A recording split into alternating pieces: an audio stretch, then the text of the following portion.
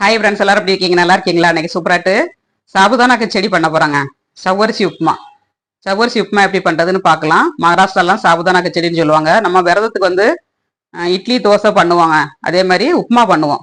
அவங்க வந்து சாபுதானாக்கு செடின்னு இதுதான் பண்ணுவாங்க. எங்க வீட்டு பக்கத்துல ஒரு மாமி இருந்தாங்க.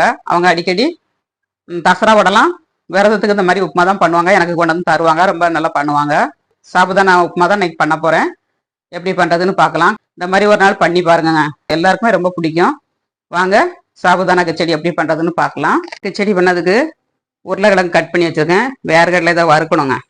வறுத்து கொஞ்சம் பவுடர் பண்ணி எடுத்துக்கணும். கொஞ்சம் முழுக்கடலை போடணும். அப்புறமா பச்சை மிளகாய், இஞ்சி, மல்லித்தழை, கருவேப்பிலை தழை, லெமனுங்க, பாதி லெமன் ஊற்றணும். அப்புறமா சாபுதானாவும் நல்லா ஊறிடுச்சு பாருங்க. டேஸ்ட் எப்படி இருக்குன்னு பார்க்கலாங்க. சவ்வரிசி உப்புமா ட்ரை பண்ணுங்க. நீங்களும் வீட்டில் ட்ரை பண்ணிட்டு எப்படி இருந்துச்சுன்னா கமெண்ட்ஸ் பண்ணுங்க, லைக் பண்ணுங்க, சப்போர்ட் பண்ணுங்க. மீண்டும் ரெசிபியோட சந்திப்போம். பாய்.